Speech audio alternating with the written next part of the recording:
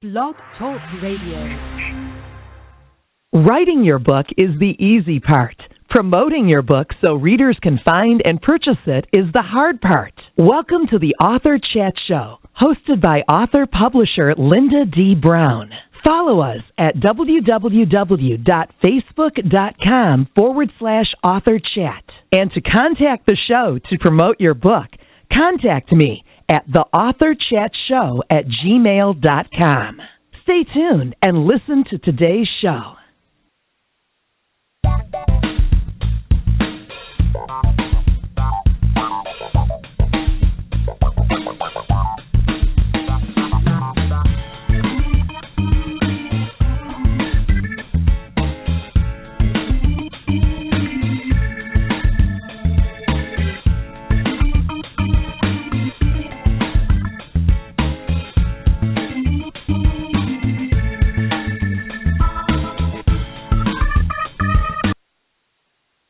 Good morning and welcome to the Wednesday edition of the Author Chat Show.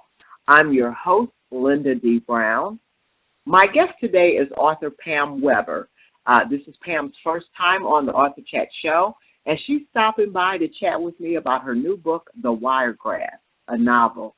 I'll be right back to chat with Pam about her book after a word from today's sponsor. How would you like to own your own health and wellness business with celebrities like Shaquille O'Neal, Chris Brown, Snoop Dogg, Jennifer Lopez, UFC fighters Brandon Vera, Houston Alexander, DWTS's Alfonso Riviero, singer B. Howard, and MMA fighter Rich Rigmadden promoting your business for you? How would you like to share amazing, great-tasting products with your friends and family and make extra money and get free products? How would you like to earn weekly and monthly bonuses? What about getting your share of equity in this billion-dollar company? For more information, log on to www.whatareyouyoueating.info.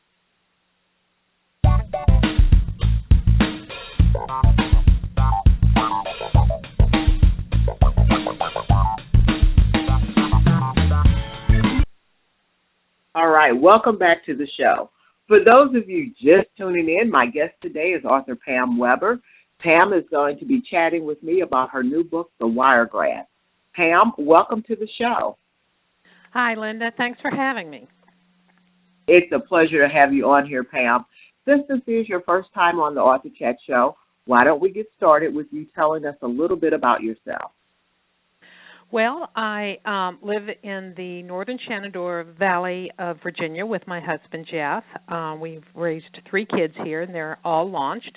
I teach nursing at one of the universities here, and I am a practicing nurse practitioner. I practice 1 day a week with internal medicine. And in my free time and my hobby, I write.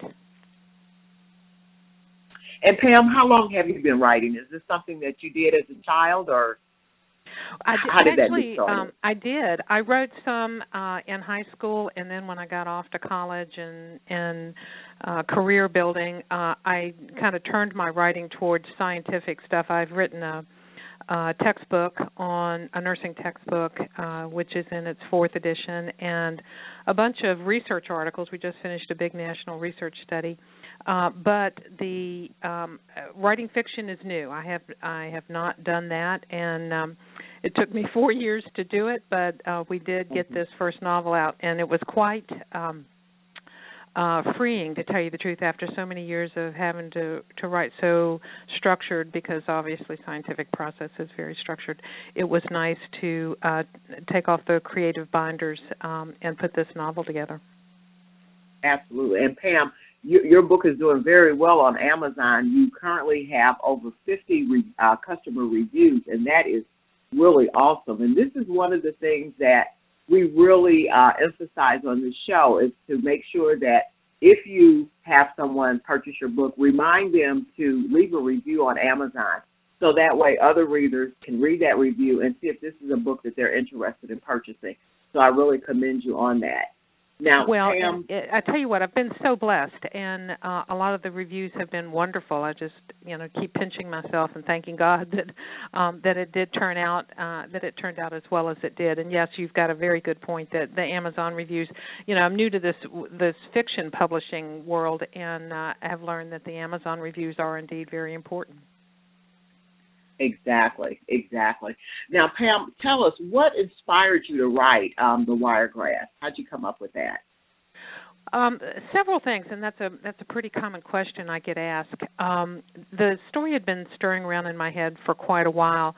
My mother was born and raised in the Wiregrass in South Alabama, beautiful section of Alabama, and loved the region and would take us back. My brother, sister, and I would go back with my parents every summer, and we would spend a good portion of our summer down there in her hometown, which was right smack in the middle of the region called the Wiregrass. And it was called the Wiregrass because of its climate. This nasty wiregrass actually really grows there, and it's just nasty, and if you walk barefooted in it, it'll just cut you up, which is how the region got its name. But also because of the extraordinary water situation down there. They've got an aquifer or an underground lake underneath the Wiregrass, so it gives the region an almost tropical feel in areas, very lush flowers and plant growth. And they also get these tremendous thunderstorms. It's so hot down there in the summer when the storms bubble up. They are both beautiful and frightening at the same time. So we would go down there and spend the summers, and we would always gather with 4 or 5 of my cousins that would come in and do the same thing. So we would all converge on this little town in South Alabama, and as adolescents would do, wreaked some havoc around the town. I'm sure they were probably not sorry to see us go, but I wanted to get those stories down because the little town that we used to visit is gone. Many of the folks who lived there are gone, and I knew if I didn't write the stories down of this unique place, this beautiful place, and these wonderful people, and my cousins, that it would be lost. And the deciding point where I actually sat down and put pen to paper were 2 things. My mom died, and I knew, the stories would not get out if I didn't put them down. And then one of my cousins, a young man that in our family was our version of Huckleberry Finn, an extraordinary human being. And he died too young. He died at 48, and I knew that, again, if I did not tell the stories, that other people would not have the opportunity to know what a hoot this kid was and what an extraordinary human being and man he turned out to be. Wow, absolutely. Now, you have created some wonderful characters in this book. With Nettie being the main character in this book, tell us a little bit about the book and tell us about Nettie and her friend Mitchell. Okay. The book is a kind of coming-of-age story in a summer of discontent, is one way to describe it, meaning that these are, it highlights 5 cousins, boys and girls, who are all entering puberty. So they've got all this physical and mental stuff going on. Their summers, which used to be very happy-go-lucky and carefree and mischievous, are now, it's turning because they're going through puberty and their focus is beginning to change. But they try to hang on to what they knew. They try to hang on to the childhood side of things while discovering, meeting Mitchell. Mitchell is the source of the secret in the book, and Nettie is quite smitten with this young man that she describes as pretty boy. And so the story kind of follows the relationship of Nettie and Mitchell and the other cousins as they go through the summer. One of the pieces in the book calls the Wiregrass a place where angels and demons dance. And I think that's what's going on as these kids are going through their summer. They're having this intricate dance with the angels and the demons, and it's very interesting to see how it plays out in the end. Absolutely. And isn't it just like us women to fall for the bad boy? Yeah. It's not even the Mitchell's the bad boy yet, though. I mean, all of them. In fact, that's an interesting point because one of the themes that runs through the book is this struggle with good versus bad. Kids making good decisions and bad decisions, and when they make the bad decisions, trying to figure out the shoulda, woulda, couldas in what influenced their decision. And to tell you the truth, all of the cousins in this, including Mitchell, have their moments when they're good and they're bad, and it's part of the growing up. It's the development of empathy. It's how kids learn to develop empathy and sympathy, and develop some sense of a moral conscience of what is really good and what is really bad, and making them take a look at what they've been doing, and is it really good and is it really bad. Absolutely. Now, Pam, your book has been one of the things that readers will find when they do go to Amazon and read your reviews is that they really, really like the way that you really brought out the wiregrass in your writing. Tell us how you were able to render that wiregrass region so effectively into word pictures so that people could see it as they were reading it. Mm-hmm. It was really important for me to make that happen. I've read books sometimes when I couldn't get into the setting. I couldn't really picture it in my mind. I didn't feel like it was there. So it was really important in this debut novel of mine that I could take the people there with me, the readers. I wanted them to be there with these characters, feeling what the characters felt. If it was a hot, sweaty day, I wanted the readers to be hot and sweaty. If they were in the middle of a raging storm, I wanted the readers to be able to feel that raging storm. If they were, floating in a creek on inner tubes, I wanted the readers to be floating with them. So I didn't rely 100% on memory, even though my memory of this magical place is good. I actually took 3 trips down there. The first one, back in the day when we used to go down there, we didn't go interstate. In fact, most of the interstate system wasn't even developed when we used to go down there. We used to drive down Route 29 all the way from Virginia through the Carolinas, through Georgia, and into the southeast Alabama. And so I did that. I packed up my car, kissed my husband goodbye, and I took 3 weeks, and I took a long, slow drive down Route 29 to try and remember all those wonderful trips down that road. And it was amazing what I remembered. It was amazing what I saw again for the first time, so to speak. And then when I got down there, I just literally spent time introducing myself to the Wiregrass, its places, its nooks, its crannies, and the regions around the Wiregrass, all the way from the panhandle of Florida all the way up into Alabama and Georgia. And it was good. People looked at me a little strange at some of the things I did because I literally found this beautiful cornfield that reminded me so much of a cornfield that I had an uncle who was a farmer, and we used to get into a lot of trouble around that place. So I literally got out of the car and walked around in the cornfield in that soft dirt just to feel what it felt like again, to feel the corn as I passed by and to see the tassels up above me and that kind of stuff. I also went to Ponce de Leon, Florida. They've got a beautiful state park down there, and they have this wonderful Crystal Springs pool. And so I spent a good bit of time there because I actually used that as a model for creating the pool, the natural springs pool that the kids go to in this story. And there's a stream that feeds it, and the stream was beautiful, and it kind of wound back through the woods.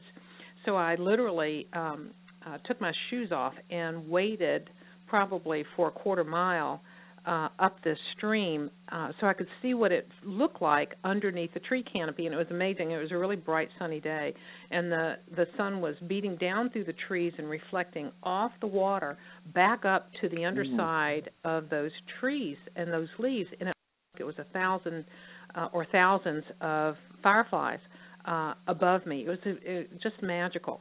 So I wanted to see those things. I wanted to experience them, and be able to find just the right words. I even found this beautiful mimosa tree, and the mimosa trees play a small role in the book, and in this lady's yard. And I literally got out of the car and walked under her mimosa tree. She was out in the yard, so I asked permission, and she gave me permission. But I wanted to smell those blossoms on the mimosa that are just so sweet smelling. I wanted to feel what those fern-like leaves felt like, and I did it. I did that a lot that trip, and then I went down twice more before the book was actually ready for publication, just to make sure that I got it right. I really want readers to be there, to be sitting on those porches and feeling and hearing and seeing everything that the characters are. Absolutely. I think that is such a sign of a good book when you could sit in your home or, like you said, on your porch and be transported to a magical place inside your imagination. And it's so sad to me because, to me, I think it's something that we're losing as more and more people, especially young kids, are distracted with video games and they're not reading, and they're just missing out on that, Pam. That's it's exactly really right. sad to me. And I imagine Exactly. you remember, like I do, the days. I can remember growing up as a kid that we, said goodbye to Mom and Dad after breakfast and disappeared for the day and would go exploring or playing ball or, just having a great time and come back in at supper time. And we can't do that anymore. If we hardly let our children out of our eyesight anymore, and it's such a shame that we have to do that. But it's like we've lost the culture, and it's just so sad. That Absolutely, culture yeah. of small town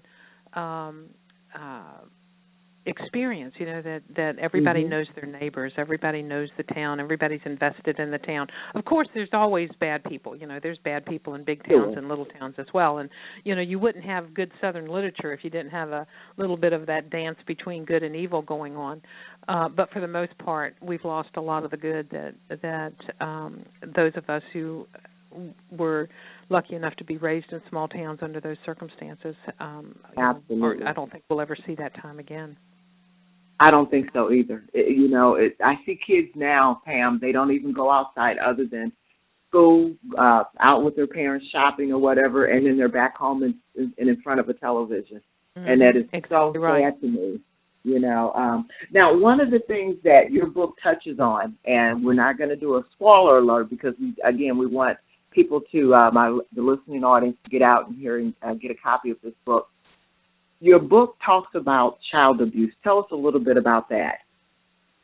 As a longtime nurse and nurse practitioner, I've seen much more child abuse than I ever wanted to, and I know I will see it again in the future. It just seems so prevalent. And the interesting thing, the book takes place in 1968, and in 1968, certainly child abuse, including sexual child abuse, was going on. It wasn't named and framed, and people didn't talk about it. We talk about it now, but not nearly as much as we probably should. In doing the book, I ran across a very interesting statistic from the National Center for Missing and Exploited Children. And on their website, they said that they had statistics, and they said in 2014, which is only, a year and a half ago, 2 years ago, over 1 million children in the United States, 1 million children in the United States were at risk who had either been actually sexually abused or were at risk for abuse. Right. And those were just the ones that were reported. 1 million children, and those were reports. So you can imagine it's probably tripled because not everything is reported. And it just amazed me because, we know the latest scandal coming out of Hollywood. We know the latest sports scandals. Mm-hmm. We hear all this, mundane trivia on the news shows. And until I saw this statistic on their website, I had not heard that 1 million children a year had been identified as either being abused or at risk for being abused. Now, I'd like to know, where that's news. Why is that not on our front pages? Why is that not on the news shows? Why aren't people outraged at that? Why are we not fighting that war? That's a war we can win to protect our children. While we've come a long way in 2016, we're not there yet until people are realize and name and frame that children are being abused by their mothers, their fathers, their uncles, their grandfathers, their lawyers, doctors, business people, trusted teachers. It's just so prevalent, and we actually need to pay more attention to it. So I wanted to make sure that this theme that is carried through the Wiregrass shows, number one, how children deal with it in either good ways or bad ways, and that it's prevalent and alive and well. And while we didn't talk much about it in 1968, it certainly was going on. One Absolutely. of the interesting things about the Wiregrass, too, was down there is a place called Fort Rooker. And Fort Rooker then and now is the aviation training center for helicopters for the United States Army. And back then, they didn't have simulations, so these helicopters were in the sky all the time. And literally, I've got a part in the story where there's a Fort Rooker is in the Wiregrass, and there was one of their big landing fields close to the little town where the story takes place. And there were training flights that would go back and forth between Fort Rooker and they actually called it Mother Rucker, that would go back and forth between Mother Rucker and this landing field, which was called Field 10. At 10 o'clock in the morning, they'd fly over, and at 10 o'clock night, they would fly back to Mother Rucker. And it was like clockwork. The people in the town literally could set their watches by these helicopters going over all night and day. So in doing the theme or this storyline of the child abuse, it's interesting how Fort Rooker and some of the soldiers and pilots from that part of the Wiregrass kind of play a role in what's kind of going on and how it gets resolved. Oh, awesome. Another thing that a lot of readers have mentioned about your book is the fact that you actually use the Southern dialect because they are in the South. It is set in Alabama. Tell us, what was your process in choosing to have your character speak with a Southern dialect? You know, that was probably one of the hardest things I had to figure out.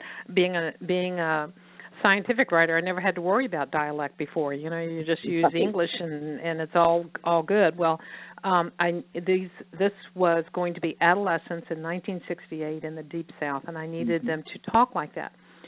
But I've also read books, wonderful books, but the dialogue was so heavy, that Southern speak, so to speak, that Southern dialogue was so heavy that I would get to the end of the sentence and couldn't tell you what I read. I'd have to go back and literally, phonetically speak out what they were saying because the dialogue was so intense and so heavy on the Southern side. So I knew I didn't want to do that, but I didn't want to not have that Southern speak in there. So I played with different things, and ultimately went with the KISS philosophy, with the KISS philosophy of just, hey, keep it simple. And except for a couple of areas, the only thing I did was literally drop the G from the action verbs in the dialogue.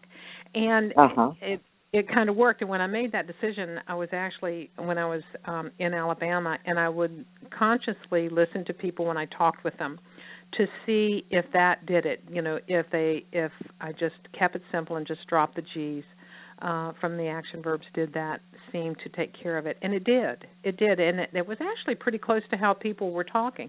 I think we kind of overdo that Southern accent sometimes, but it really was, especially in the rural area, the dialect match. So that's how I came to do it. And it keeps it makes it more realistic. When you, if it's set in the South, absolutely. You definitely don't want someone speaking with Eastern, like a Northern accent from New York. So I think you did a great job with that.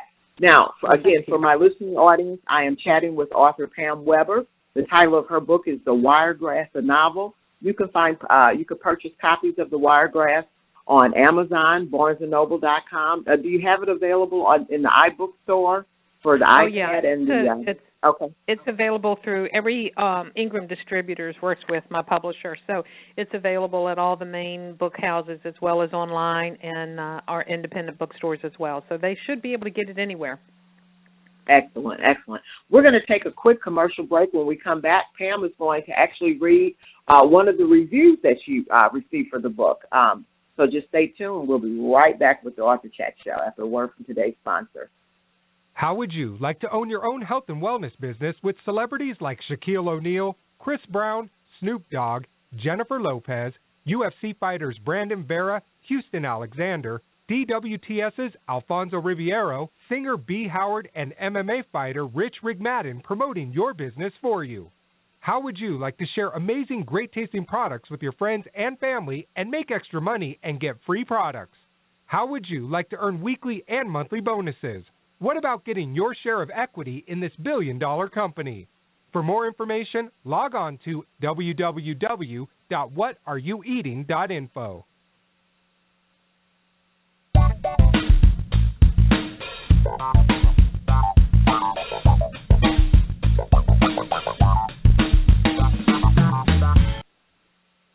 All right, welcome back to the show. We're chatting with author Pam Webber.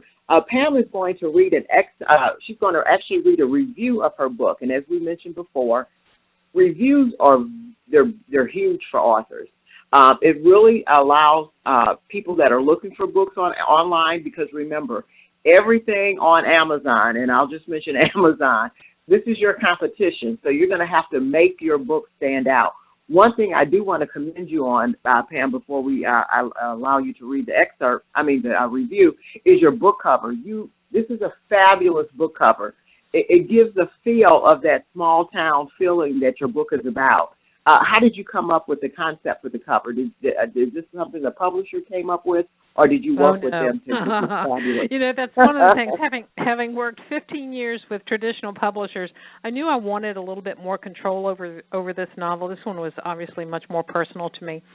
And sure. While I have a great publisher, what they came up with was not what I had in my mind's eye for what I wanted for the Wiregrass. So they said, okay, this is our deadline. I want to cover by then. So they gave me about 3 days to find it. So I spent a long weekend scouring the Internet, and I really wasn't finding what I wanted. And at 8 o'clock on Sunday night, and I had to have a cover chosen by 9 o'clock Monday morning, I stumbled into a photographer's website studio online. It's a guy named Dave Allen in North Carolina. And as soon as I clicked into his studio, my cover came up. The picture came up, and I thought, oh my gosh, that's it. That's it. So here I am at 10 o'clock or 8 o'clock on a Sunday night trying to get a hold of this guy so I can see how to go about either purchasing the rights to the picture, purchasing the picture, and has he worked with authors before?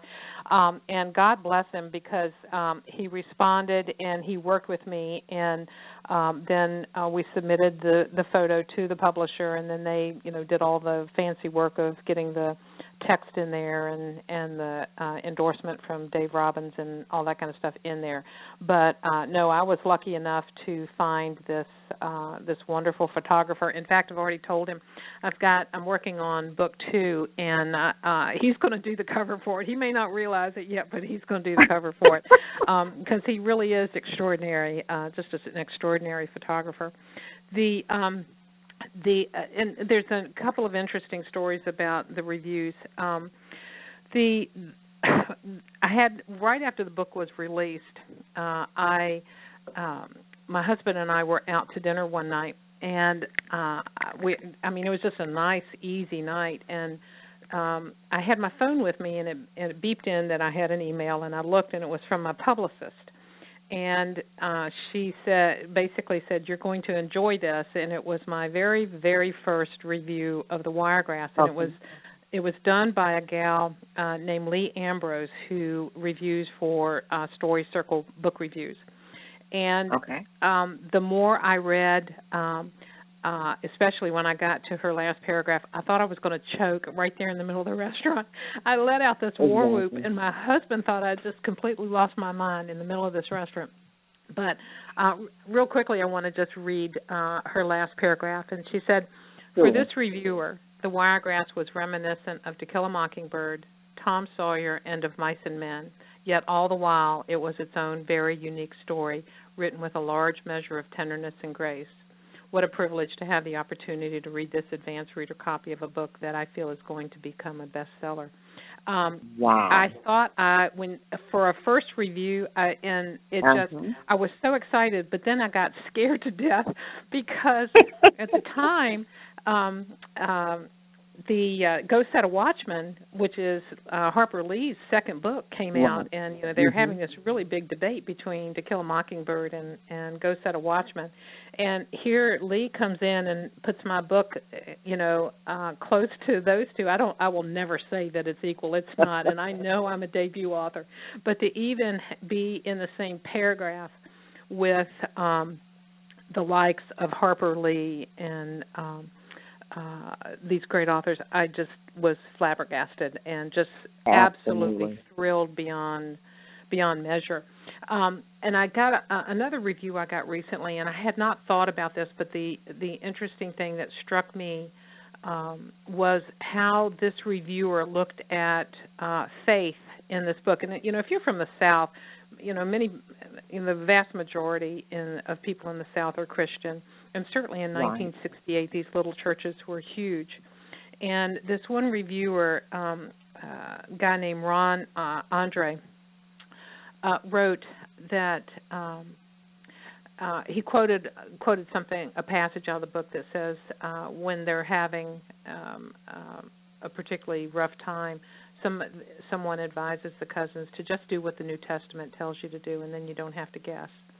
And this reviewer goes on to say that Webber's presentation of Christianity of that time and place rings true. Many folks practiced a simple, uninhabited faith by denominational strictures. The little churches that dotted the Bible Belt then didn't have pipe organs, rock bands, stained glass, laser light shows, mega ministries, or modern mega churches. But the pastors and the congregants practiced a humble, deep-felt faith, some of them. There were hypocrites and Pharisees then, just as there are now. Like racism, Webber doesn't go there. When faith enters the story, it's humble, it's positive, and as it was practiced by many folks both then and now. And he went on to say that the novel simply blew him away. He says, this novel blew me away. This is why we should have a ration to 5-star rating, so when we give them, they truly mean something. I read the whole thing in one day, and it starts slow and mundane enough that the acceleration is barely noticeable until the trees are flying by your window. So it's very interesting to read reviews, how other people look at your work. And I'd be honored if some of your readers would like to read some of my work. And I actually, on my website, if they go to www.pamwebber.com or www.thewiregrass.com, they can actually read a free chapter. I've got the first chapter posted on that website. So, I would love for them to, take a sample and see what they think. Oh, wonderful. So you heard that, listeners. Also, Pam, I'd like to commend you on a wonderful book trailer as well.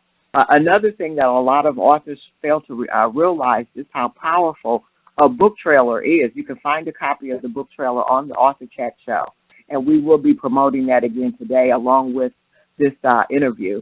I can't begin to tell you how much I've enjoyed having you on the show. It's been an absolute pleasure. 30 minutes has just flown by.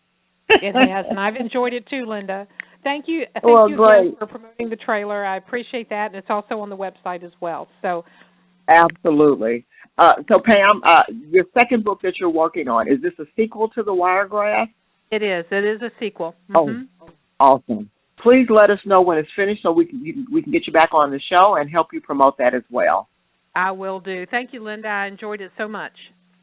I have too, Pam. You enjoy the rest of your Wednesday, sweetie. Bye-bye. You take care. Bye-bye. Okay, that was author Pam Webber, and again, the title of the book is The Wiregrass, a novel. The Wiregrass, like I mentioned, is available on Amazon and wherever online on all online major book retailers. I used to have that down pat. I don't know why I tend to trip up over that now. You can purchase The Wire at Amazon.com and every online major retailer where books are sold. How's that? Okay. The Kindle edition is $8.69, and the paperback is currently $13.99. Well, thank you so much for tuning in to our Wednesday edition of the Author Chat Show. We'll be right back here Sunday on the 31st to actually speak with, are you ready for this? My guest is author Lyric Robinson Ferguson. Benson Ferguson. She is the daughter of actor Robbie Benson. Some of us will remember him back in the 70s and 80s. I was a real fan of Robbie Benson growing up, and he is also the voice of the Beast in Beauty and the Beast. So we'll be chatting with her about her book, The French Kissing Guide, on Sunday. So thank you so much for tuning in today, and we will catch you next time on the Author Chat Show. Enjoy the rest of your Wednesday. Goodbye.